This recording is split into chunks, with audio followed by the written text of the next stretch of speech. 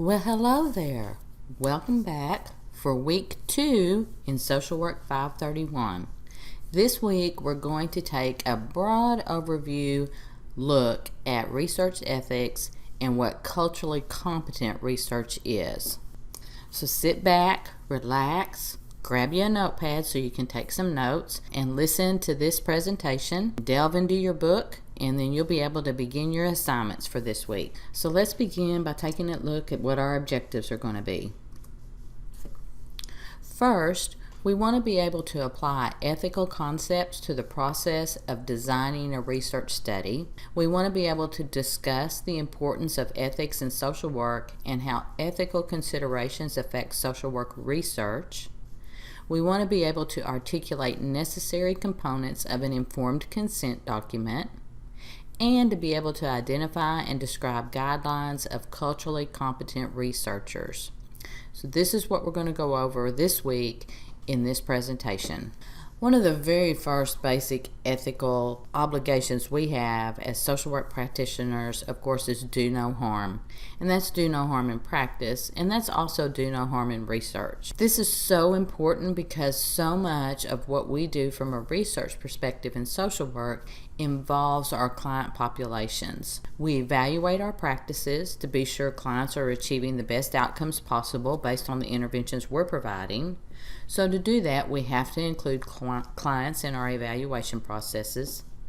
We evaluate our organizations to be sure processes being carried out are the best practices to achieve the highest levels of efficiency and effectiveness for clients who use our services and for all the stakeholders or funders who are investing in the services. So once again, we must include clients in our evaluation process. So because from a perspective of social work, we often use our clients in our research process, the concept and the ethical obligation of do no harm is just at the forefront of everything that we do. And this means not harming our clients either by commission or omission of any type of action. And it's a cardinal rule of the research process and can impose a major limitation on our research methodologies and the credibility of our outcomes when we honor this rule.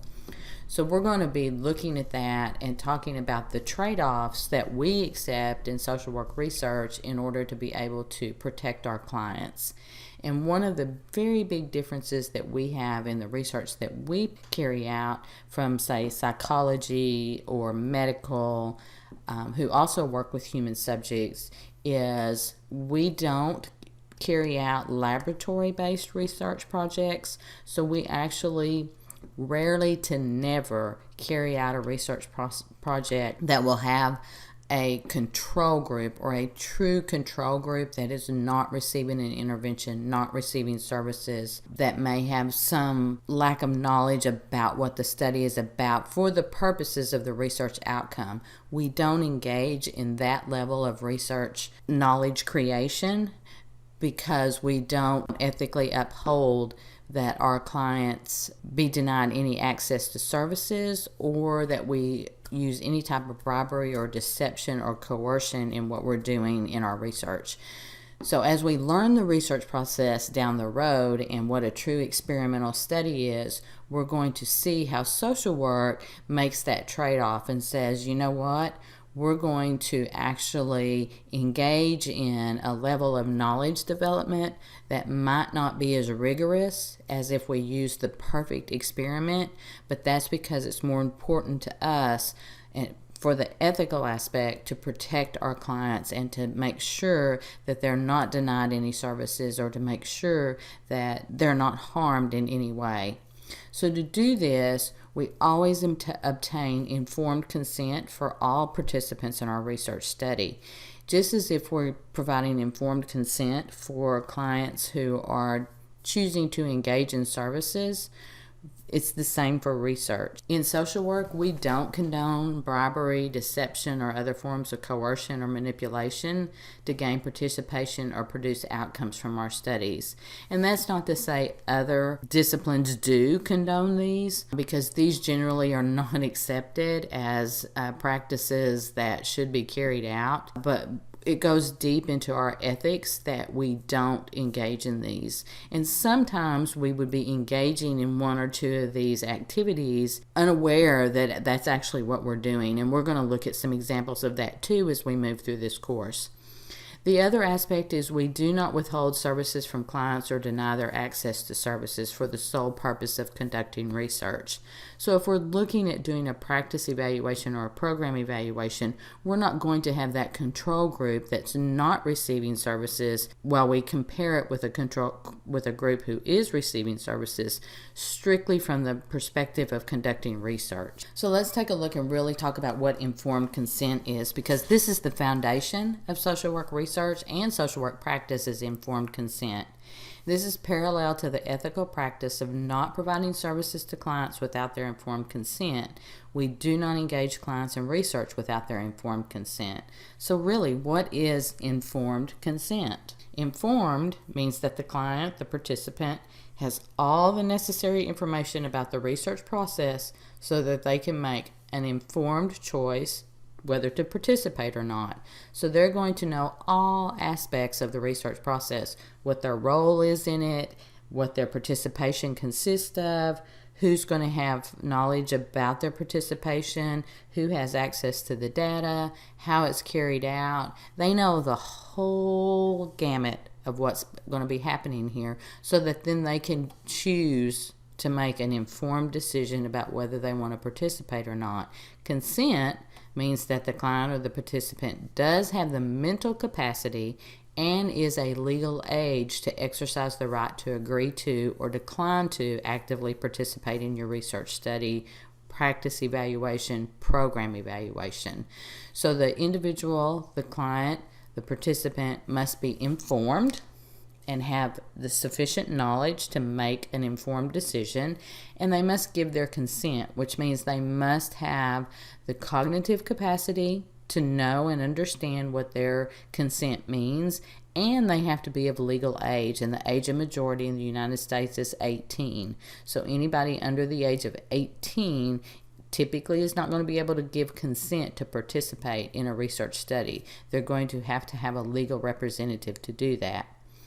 So while we're pursuing informed consent for our participants, which again is an ethical foundation for what we do in social work, how do we ensure that informed consent is obtained?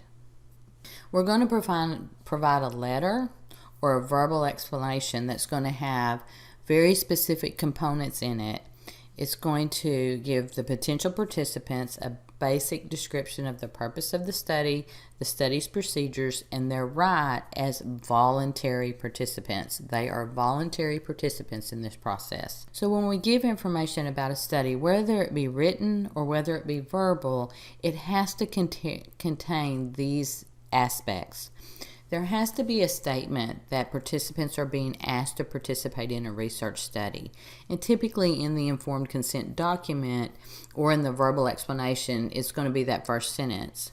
We're inviting you to participate in a research study for the purpose of blah, blah, blah, blah. We put our name in there. Dr. Rebecca Judd, Texas A&M Commerce, is asking you to participate in a research study about so-and-so and so-and-so.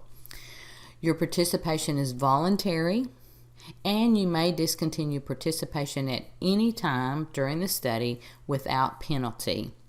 This is important, again, because oftentimes we're using clients as participants in our research study, and they need to understand and fully understand and feel comfortable saying, I don't want to participate anymore, I'm through, knowing that they're not going to be denied the services that they're receiving or any other benefits that they would be receiving through the agency. So they have to be told that they can discontinue participation at any time without penalty. They need to be given the names of the investigators and their affiliations. So just like it's Dr. Rebecca Judd with Texas A&M Commerce School of Social Work. Whoever it may be, it could be Miss Ann Brown, who's the CEO of agency A, B, and C. But this has to be clearly stated. We have to tell them what the purpose of the study is. Why are we actually conducting this study? We're going to have to tell them what procedures will be used, their expected duration of participation. If we're administering a questionnaire, How long is it going to take them to complete the questionnaire? Is it a one-time questionnaire, or will there be a follow-up? We have to say and make statements about any reasonable foreseeable risk or discomforts that we're going to expect. Sometimes we may be actually evaluating or asking a client to remember traumatic events, and this could actually it could be a trigger event, or it may create some uneasiness that they need to actually explore. So we have to state that. Anything that we anticipate that they may experience, that needs to be stated. And then we have to take safeguards to minimize the risk, and we have to let them know what those safeguards are. Additionally, we have to make a statement about any benefits, either to the participants or to others. What are the benefits that are going to come about because of this research study? If there's an incentive offered, we must provide a description of what that incentive is. So if we're giving away $10 gift cards for participation or for completion of our questionnaire, that has to be stated within this informed consent document and all the conditions that go along with that. We also have to give alternative procedures or interventions if applicable. So if for any reason we are conducting research where individuals are not receiving a treatment, or are receiving a specific treatment, but they choose to withdraw from that, we actually have to say these alternative interventions and these alternative procedures are available to you if you so choose to participate in those. We have to explain the extent of what confidentiality is going to be, and we have to explain what any restrictions of confidentiality. As social workers, we deal with a lot of human behavior that is controversial. Some of it is reportable. So if we're actually gathering information and there may be a disclosure of abuse, or there may be a disclosure of threat to harm somebody, or whatever that is, then we have to let individuals know in our informed consent when confidentiality is going to be broken, and that's a restriction of confidentiality. We cannot keep confidentiality if there is a outcry or if there is a report of having abused somebody. We have to state monetary compensation, medical or psychological treatment that will be provided for any research-related injury. So if you're conducting any type of research that can result in trauma, that can result in physical injury, that can result in any type of problem like that may manifest itself, you're going to actually have to state any type of monetary compensation or anything that's going to be available to the participant if this outcome were to happen. You're going to need to give contact information for questions about the study, and typically this is the principal investigator or whoever is actually conducting the study. You'll put that information there so participants can contact you. The researcher will keep one copy of the signed form and give another to the participant. And this also has to be stated within the formed consent, that I'm going to keep one copy of the form and I'm going to give you another copy of the form. And I want to take a real brief moment to talk about the difference between consent and assent. Assent is obtained from a participant who is under the age of legal consent. So if the participant is under the age of consent, then their legal representative gives consent for them to participate in the study, but they must give assent. The legal representative can give consent for their child or their niece or their nephew or whoever they're responsible for, can give their consent for the child or the person who's underage to participate in the study. But if the child does not give assent, doesn't want to do it, then they are not accepted as a participant. So it has to be both. You have to have consent of the legal adult and you have to have assent of the child. And just one clarifying thing between confidentiality and anonymity. Sometimes we have research methods that are designed in a way so that no one, including the principal investigator or whoever's collecting the data, carrying it out, will be able to identify the participant and link them with any type of data that they provided. This makes participants anonymous. So I could actually have a group of 50 participants and I can give out a paper pencil questionnaire. There's no I don't gather any identifying information, and identifying information means name, social security numbers, CWIDs, any way to identify the individual who has completed that questionnaire. If I don't gather that, then that is anonymity. That's anonymous. I can't link any one person with that particular set of data. If I can link the participant with the information, either obviously or not obviously, then but I agree that I'm not going to share that information with anyone else, then this is confidentiality. So I may know the information that you provided, but I'm going to keep that confidential. Others are not going to know which information you provided. And all the information will be aggregated in form of a data analysis, and there won't be individual reporting of this. Now, when we do qualitative research, we're never going to have anonymity in qualitative research when we're actually interviewing clients. So we're going to go very in-depth gathering research information from clients. And so we have to take extra steps to maintain the confidentiality. And we can use pseudonyms so the clients don't use their real names or the participants don't use their real names. We can actually gather information with a code, like we can assign a research code to the data, and then in a separate file we can assign that research code to the name of the participant, but we keep those separate. So there's several ways that we can actually take extra steps to make sure that we have confidentiality. Again, anonymity is going to be if you have no idea who provided what information.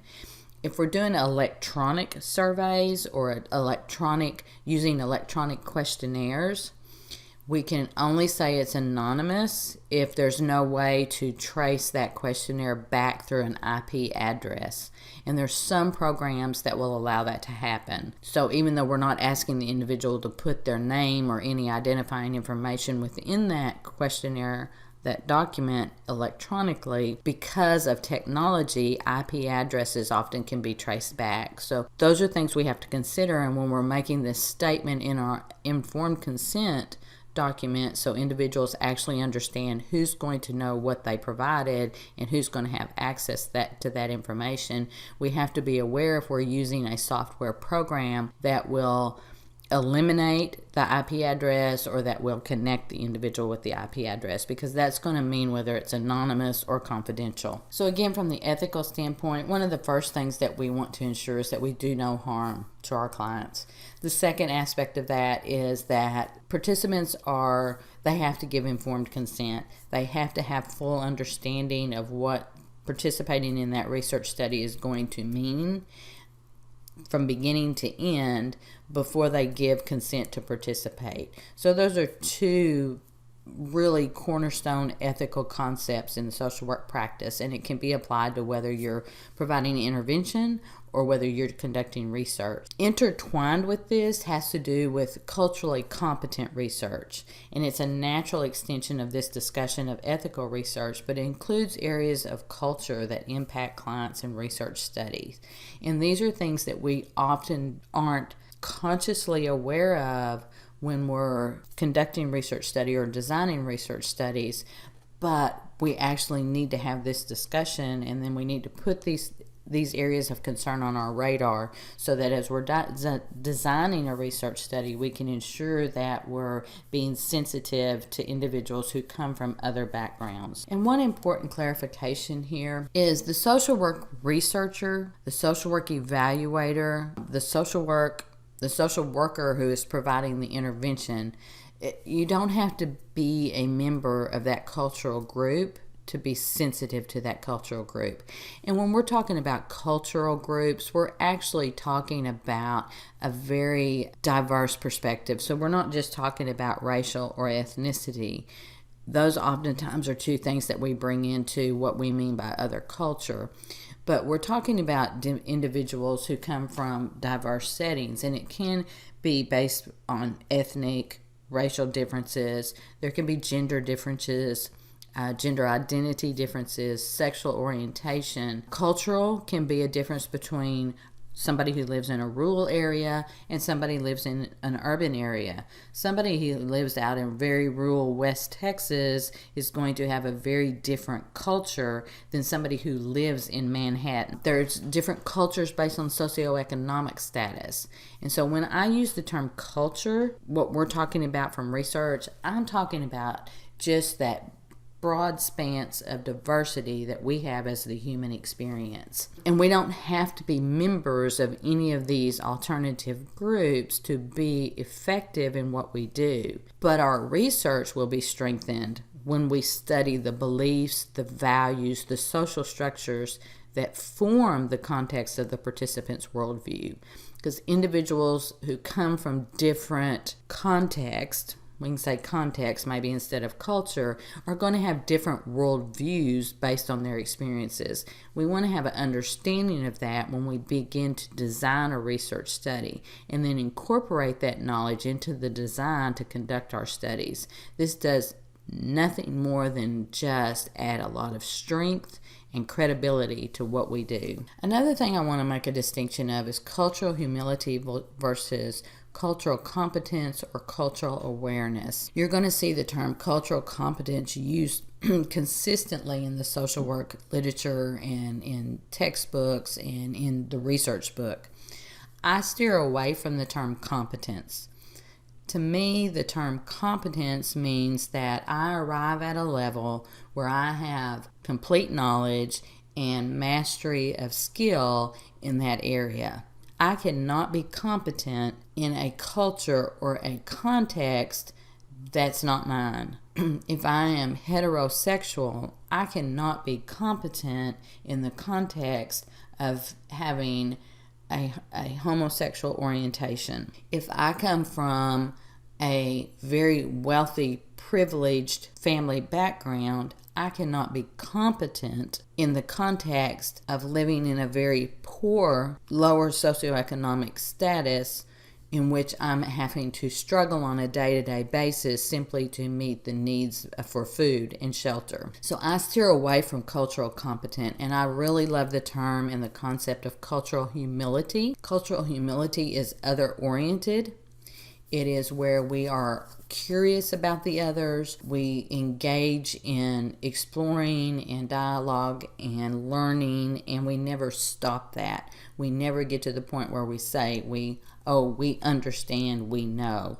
There's a cultural humility to it, so that we're always looking, always wanting to understand, not understand, that's not a good term, but always wanting to learn about the other person and what's happening in their world. When I talk about, I use cultural competence because that's what the book uses, but I really prefer the term cultural humility, and that's cultural humility even versus cultural awareness, because it's not just being aware, but it's actually having that curiosity and wanting to learn and take that knowledge from others, and how can I use that knowledge to be a better person and grow. We want to approach everybody with cultural humility and not think that we're going to become competent in somebody else's context. So to be able to have cultural competent, or what the book terms be a culturally competent researcher, or what I would say engage in cultural humility to the highest level when we're doing research,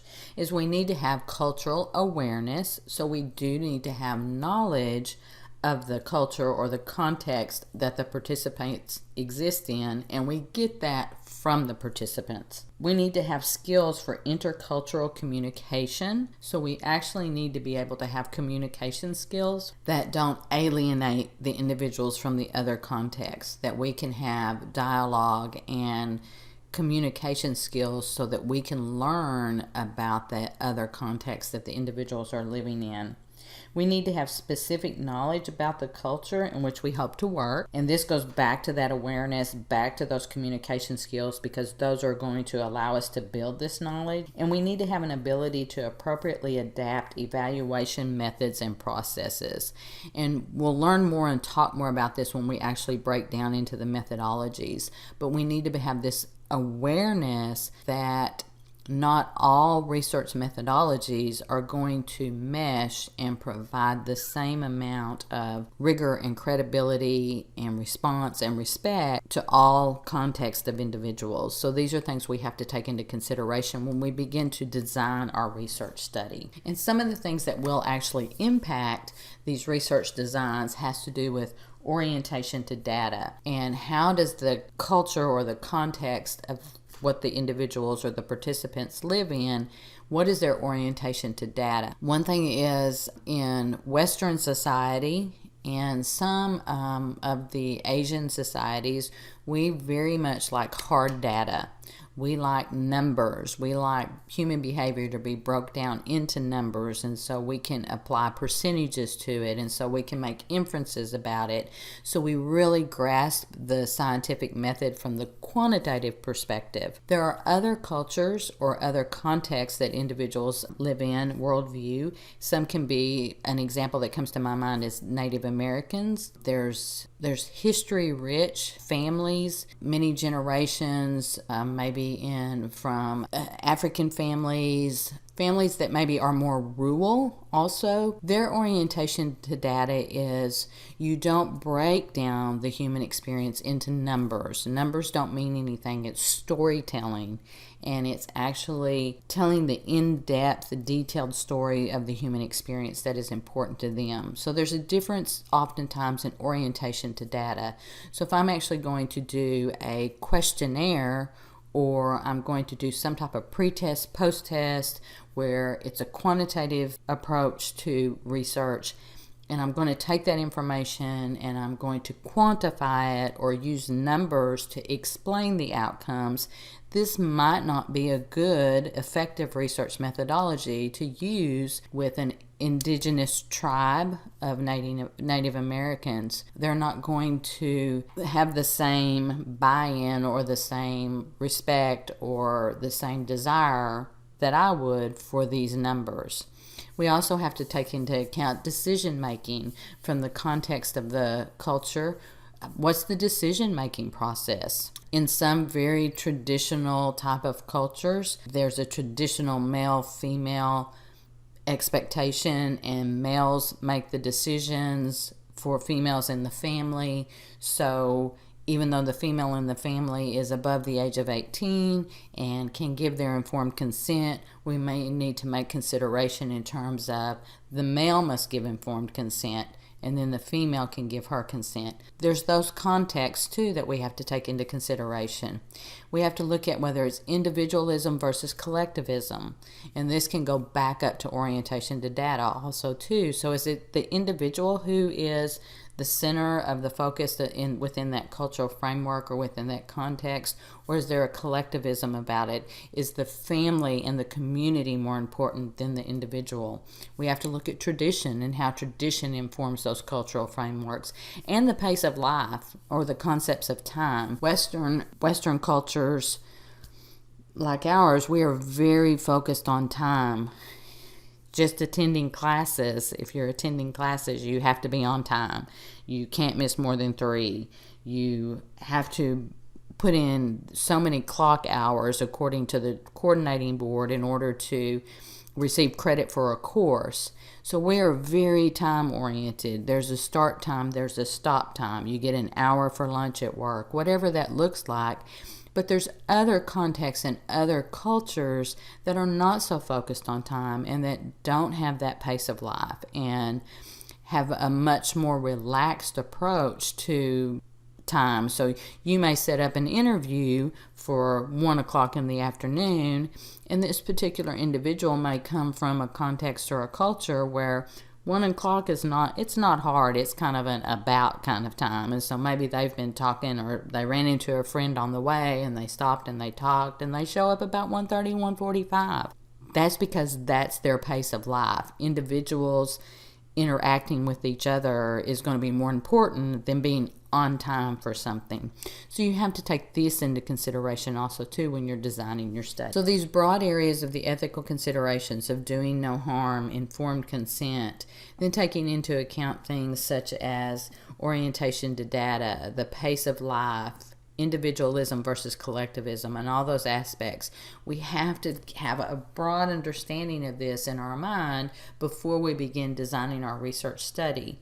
These things will then inform how we design and create a research study to gather the data that we need to be able to build the knowledge we're looking for.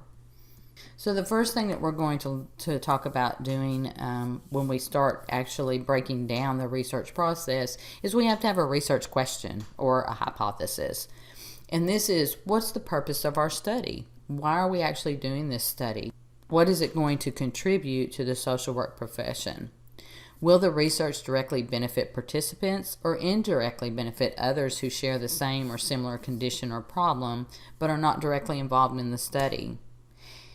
If there's no direct or indirect benefit to individuals, will the research advance professional knowledge? So we have to think through these things. Ethically, we do not engage in research unless it benefits clients or advances our professional knowledge. It's not ethical practice to use scarce resources and inconvenience individuals to conduct research that's not going to contribute to our professional knowledge base or is not going to change or impact clients' outcomes. We don't engage in research really just for the purpose of seeing what it's about. So the purpose of our study has to be to advance our knowledge. It has to be to advance social work knowledge. It has to be to look at the benefits of an intervention for a particular client system, whatever that is. So when we develop that research question, we have to take these into consideration. Is our question, if we answer it, is it going to do any of these things? If it doesn't, then we need to abandon that question and we need to look at a different question.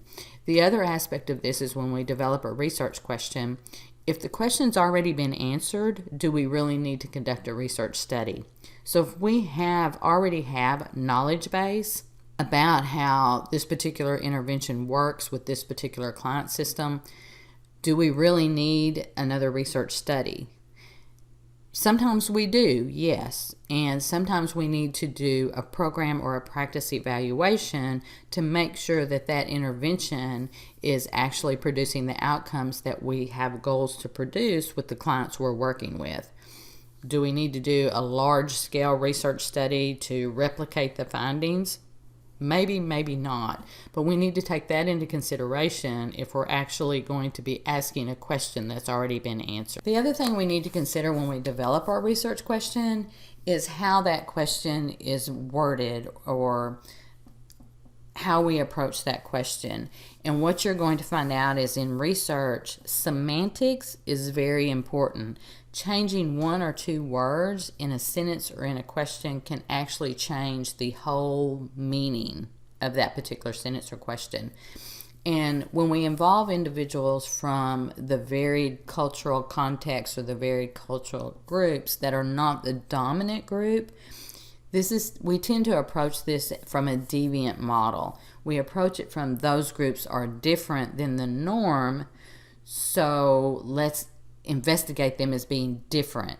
But we need to become aware of that and realize we need to come at that from the strengths perspective and not a deviant model. So much of the research historically actually looks at other groups from a deviant model. They're not the norm. They're not the dominant culture. They're not whatever's dominant in that area. And so we approach it from, and some of our wording then approaches that as if they're deviant or different or less than or whatever that may look like. So we have to think about that. And when in designing that research question, it's going to be important to get input from members of the group that we're actually wanting to conduct research with. So we can consult representatives of this group and get their advice and their guidance, and then create a research question that is actually truly going to embrace strengths of that particular group. We also have the responsibility to our research participants to select a research approach that will produce useful, reliable, and valid findings. And again, this is going to be looking at this overarching paradigm of qualitative versus quantitative versus mixed methods. As we move through next week, we're going to talk about the differences between qualitative, quantitative, and mixed methods and get a better understanding of those. But we have to select a research approach that is going to, again, be useful, reliable, and valid, and produce findings that are important.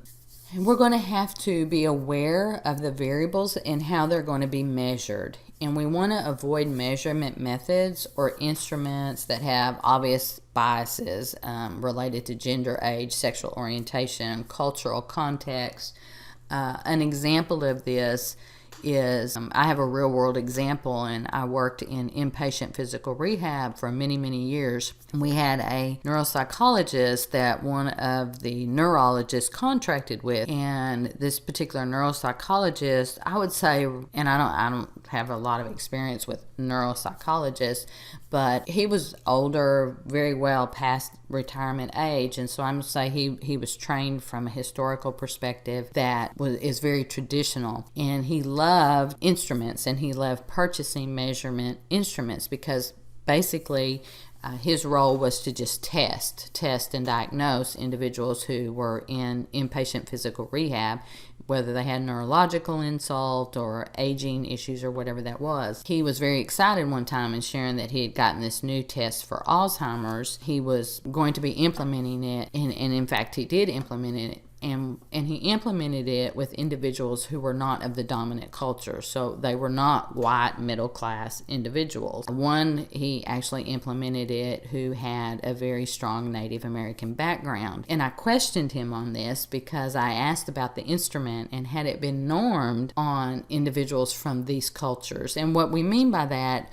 was the instrument tested on individuals from different cultural contexts to be sure that the findings would still be valid. Some of the instruments that he used would have the parables, or they would have parables, or it's like stories and then you make meaning out of them. Well, if you come from a not dominant culture or a context in which that was not tested in, it's not going to have meaning. It's going to produce results that are not valid. So he was actually giving individuals diagnosis of dementia or diagnosis of Alzheimer's or some form of cognitive impairment, and I didn't feel like it was accurate because the measurements he was using had not been tested on that particular cultural context.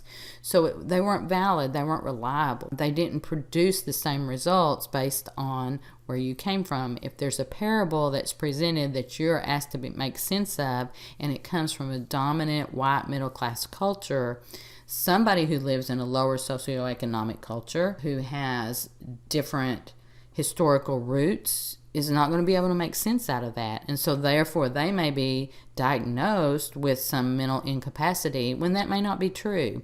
So that's what this is talking about. We want to avoid measurement methods and instruments that have this obvious bias and have unobvious bias. And when we start breaking down and looking at instruments, you're going to actually be able to learn to see how instruments are normed, these standardized instruments, they're normed. Most instruments are going to be normed on college students, and that means they get that range. If you have depression, you're going to fall within these ranges on this particular instrument. Well, what group was that normed on, and how does that compare when you give it to a different group of individuals? So we have to be very aware of that, and we have to be very aware about selecting variables that are based on research literature that's already been published, and we don't just conduct this fishing expedition to put every variable imaginable into our study just so we can find something of importance. So if I'm looking at I go back to my research question that I've developed, then I'm going to say, what variables do I need to measure that will answer my question within the context of these participants that I'm looking at? When we select our sample, there's ethical considerations in this, and there's recruitment considerations in this. We have to make sure that those that we're selecting are representative of the target population that we're wanting to study. So if we're actually really wanting to have a good understanding of, let's say, college students attending universities in the Midwest who have hearing impairment, It's a very specific group of students that we're actually wanting to investigate, answer a research question about. We don't want to include all college students. We don't want to include college students who have a speech impediment versus a hearing impediment. So we want to make sure whatever our target population is, that we're actually able to access and recruit participants that meet those criteria. So then when we talk about recruitment of participants, this is how we solicit their participation. And I promise you that once you get through this research course and the next research course, you're going to be much more sensitive to those requests you get to fill out questionnaires. You'll be less likely to delete that electronic request, because you're going to know how difficult it is to actually get individuals to participate in your research projects. But we actually have to be aware of ethical concerns and undue influence of potential participants.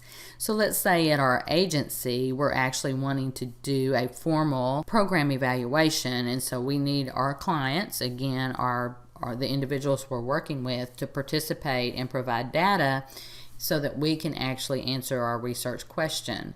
So when we ask to recruit, send a flyer out or make an announcement about recruitment of participants that we want you to participate in our study, clients may feel undue coercion because they're receiving services to participate.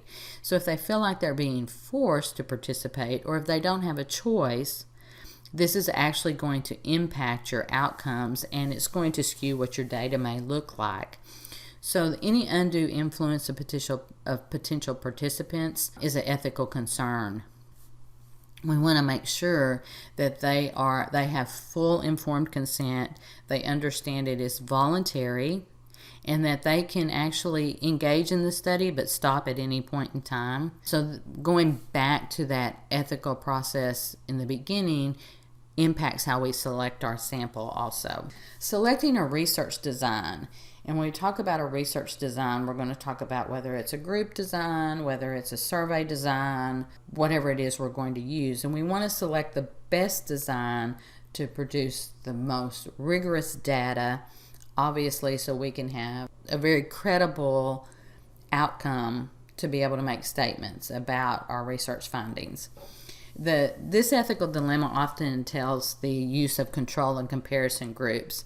And when we learn about the true experimental design, which is supposedly the gold standard in being able to say cause and effect, it requires a random assignment to a control and a comparison group.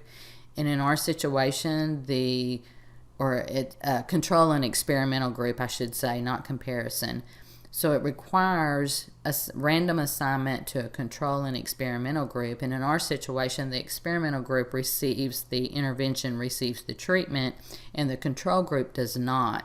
So this actually crosses over into one of our ethical concerns from a practice perspective. And I think it's in our NASW Code of Ethics, for some reason I'm thinking it's 1.05A. I don't remember the exact number, but we actually have an ethical statement that says that we protect our clients from deprivation of services and ensure that they have access to the best interventions out there possible.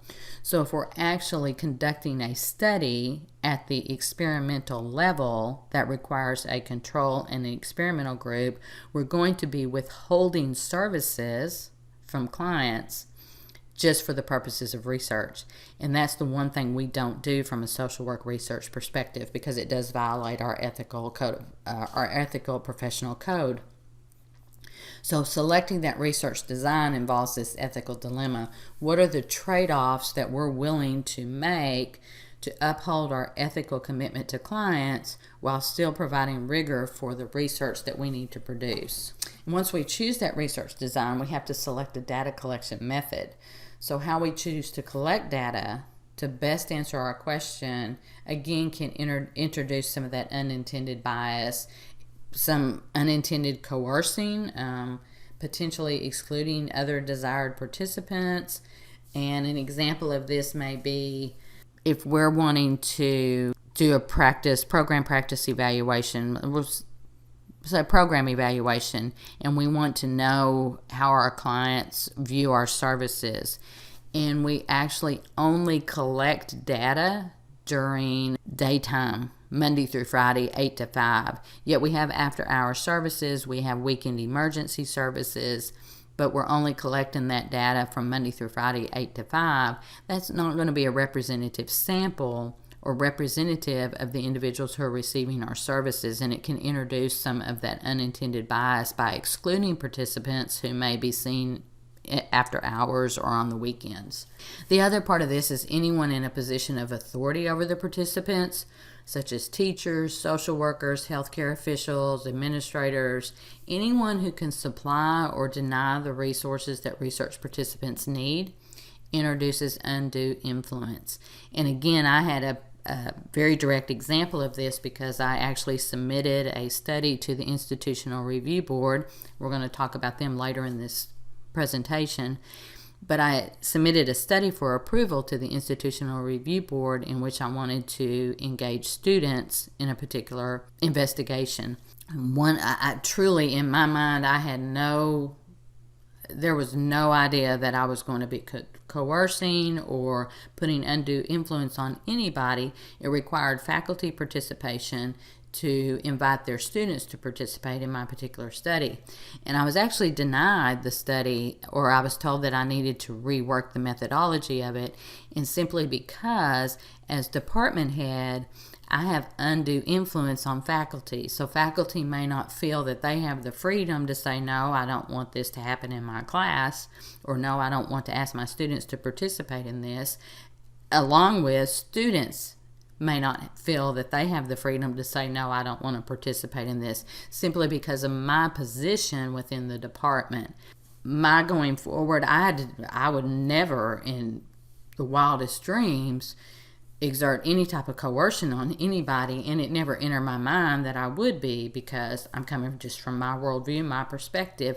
But that's why we have the IRB, so that they can actually look at the protection of human subjects, and they're an objective, neutral body that says, oh, wait a minute, this could be a problem. So that was just the perfect example. So I've had to go back and rewrite my study and include other individuals in it who can then gather data and not have that undue influence. Once we've gathered the data, once we've created this amazing ethical, culturally sensitive research project, and we've gathered our data, we have to have ethical guidelines to analyze our data. And we have, first of all, a moral responsibility to understand data analysis and how the data has been analyzed by the researcher before we make use of research results. So what this means is, as you're learning to read the literature and published research, you really need a good understanding of data analysis to know if in that study there was a strong commitment to using appropriate analysis and presenting the results that way. Basically, if we don't understand data analysis, we can't use or make good sense of results. So this is that moral, ethical responsibility we have to understand analysis. Same thing with us. When we collect our data, we have to understand analysis so that we appropriately analyze our data to be able to present the results that we got. In saying that, when we present our results, they should be presented openly and honestly. We may not want to present the results we have. They didn't come out the way we thought they were going to come out. But we have to be open and honest about what we obtained here. Untrue or deceptive statements should be avoided. That's an obvious one, right? But interestingly enough, this happens a lot, and that's because we make statements about the data that we have that extend beyond what the data will support. We'll see this happening as we move through and understand more and more about the research process. But we certainly don't want to do this on purpose, and most people don't do this on purpose. Obviously, there are some out there who do, but most people don't do this on purpose, but we actually make statements beyond what our data will support. So we can only make those statements of what our data will support. We have to delineate any limits and boundaries of inferences used. And what this means is that when we interpret our data, we have to make the statements, but our study was limited because we had a small sample. our study was limited because we didn't have that control and experimental group. So any inferences we make about the data, any meaning we make about the data are going to be limited from these methodological standpoints, and we have to state that when we're presenting our results. We have to provide complete and clear documentation of the statistical procedures we used, and the role of the data analyst is neutral. So if you're the researcher and you're also doing your data analysis, you have to step into a neutral area. Data is just the numbers. There's no interpretation of it. There's no meaning put to it at this point. So when you're analyzing the data as data analyst, it has to be neutral. You just get to the facts. We also have an ethical obligation to write and disseminate the research report. So we often neglect this part. So we do our program practice evaluation. So we actually conducted research for the purposes of pure knowledge, to be able to extend that. If we don't present that information, if we don't write it up and seek to get it published somewhere where others can access it, if we don't share it at conferences, if we don't put it up on our website or whatever it is, then we're actually not furthering the knowledge of the profession. We've done it for naught. So just like when we go back to selecting that research question and then we consider, are we going to improve outcomes for clients? Are we going to advance professional knowledge? If we don't share this information in forms of formal written reports, then we've wasted resources and we wasted people's time. So we have an ethical responsibility to report our findings, especially back to our participants or anybody who's going to be directly impacted by our findings. We have to close that loop. We need to let them know what the outcomes were, what we found in our study. And when we do this, we need to make sure it's written in clear, concise language that can be understood by the target audience. And I know many of you, as you've read published research articles, there are some of those that you read that it's like, oh my gosh, I need a dictionary sitting here next to me to understand all of this. That's not useful from a practice perspective. So we need to actually write our report as practitioners for practitioners so that there's an understanding of what we've done. Sometimes it's a game. And as many of you know, in higher education, as a professor on tenure track, you have to be published. And sometimes universities want you to be published in what's called Tier 1 journals, and there's this whole rating system. And those often want very sophisticated statistical, quantitative type of research studies. It's just kind of the expectation, I guess you could say, just kind of the expectation. But for practitioners, and for you, for me, those are the ones that we don't really read or make sense of. We certainly skip over the data analysis part because we don't have an in-depth understanding of very complex statistical analysis as day-to-day practitioners. And so we need research that actually is presented for us so that we can actually understand what's taking place here and how we can apply that to our practice. So this is an example of how it needs to be written in clear, concise language that can be understood by the target audience. So you have to know who your audience is. And sometimes you have to write more than one report. You may need to write a report for participants, you may need to write a report for practitioners, and you may need to write that very strict, rigorous report for high-level statistical analysis to get it published into something else. So one report may not suffice. You may need to write multiple reports presenting the same information but in different languages with different levels of depth and different expectations. So we'll talk about formal oversight, and I mentioned the Institutional Review Board or the IRB. This is at all universities. Anybody who receives federal funding has to have some type of oversight for protection of human subjects. Universities have IRBs. If you're in a medical setting, ethics or the VA, there may be an ethics board. The VA actually has their own IRB, but smaller hospitals may have an ethics board. A board of directors for a smaller agency may be appropriate. But there needs to be some neutral body that provides oversight on research to ensure that individuals, their rights are protected, the human rights are protected based on everything that we've done there. And my example of that is in the study I proposed, I would have never dreamed that I was using coercion. It just never entered my mind. But there was somebody out there that said, wait a minute, there's a better way to do this so you don't have undue influence on your participants. All of this goes back to what's called the Belmont Report. And the Belmont Report, written in 1976, I believe it was, 76 or 78, is actually the gold standard for conducting research. And this came out because of what happened in Nazi concentration camps, what happened with the Tuskegee experiment, which I encourage you to look that up. You can go to YouTube, you can watch the movie, but the Tuskegee experiment actually happened right here in the United States and went on for 40s all the way up through the 70s, in which African American males were subjected to syphilis, denied treatment in order to see how syphilis progressed. So it was this big research study that was done actually here in the United States that impacted generations upon generations of individuals, and it violated every aspect of human protection. And so this Belmont Report is now the gold standard, and it contains three principles: the principle of beneficence, justice, and respect for persons.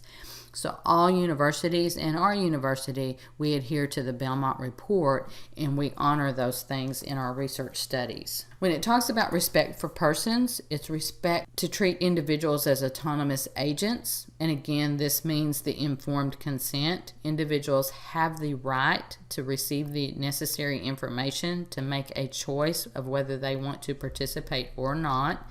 The informed consent document that contains all of those components. And second, that persons with diminished autonomy are entitled to protection. Now, diminished autonomy can actually be under the age of majority, which is under the age of 18. You're considered to have diminished autonomy at that point because you don't have legal status. You can have diminished autonomy if you actually have some form of cognitive impairment that might prevent you from understanding the full ramifications from participating in a research study. There's also protected classes of individuals. Prisoners have diminished autonomy, so therefore they have a higher level of protection when it comes to participation in research studies. Pregnant women, because of the fetus, they actually have a higher level of protection when it comes to research studies. So there's some diminished autonomy groups that are protected, and you will have to actually sit and go before an institutional review board, and they're going to monitor you much more closely when you're engaging these individuals in a research study than would be if you were actually administering an electronic questionnaire to just a group of individuals over the age of 18 who were able to make decisions. So this respect for persons is a very important part of the Belmont Report, and it's something that we incorporate into our research studies, and it goes back to that autonomy and the ability to give informed consent to participate in a study. Beneficence, or the rule of doing no harm, do not harm, is the second overriding principle of the Belmont Report. And this means that we seek all possibilities to make sure that we protect participants from harm. And that's two general rules within this, and obviously the first one is do no harm. And then if there's any risk, then we have to maximize possible benefits and minimize possible harms. So one of the things that we evaluate when we're creating and designing a study is, does the benefits outweigh the risk? And this is a statement that you typically will put into an institutional review board proposal. Is it just minimum risk that we experience in a day-to-day basis? If it's anything above what we might experience daily, then we have to evaluate, will the benefits of gathering this information outweigh the risk? Justice is the third overarching protection in the Belmont Report, and it's one that's a little bit more difficult to understand. But when we talk about justice, then we talk about who ought to receive the benefits of the research and bear its burdens. And if we go back to the example of the Tuskegee experiment, where black males were actually infected with and not treated with for syphilis, in order to have an understanding of the progression of syphilis and what it did to the body and all of that kind of stuff, they bared the burden of this research that would then benefit many other individuals in society. And not only did they bear the burden themselves through very tragic, painful circumstances, but they also spread that burden to their loved ones, because syphilis is actually a communicable disease. So they spread it to their loved ones, their family. So this burden was actually on one group, and it was supposed to benefit a larger society. So the question of justice in the sense of fairness and distribution and what is deserved comes into play. An injustice occurs when some benefit to which a person is entitled is denied without good reason, or when some burden is imposed unduly on one group over the other. So this is just an equalization type of situation. We want to make sure that we're not using one group of individuals to unduly bear the burden of research to help others, or to help a larger group or a totally different group. So justice is a little bit more difficult. It's a little bit more abstract concept than beneficence, again, which is to do no harm, or the respect of persons, which has to do with autonomy. But all three of these together are vitally important to ensure that we carry out an ethical and culturally competent study.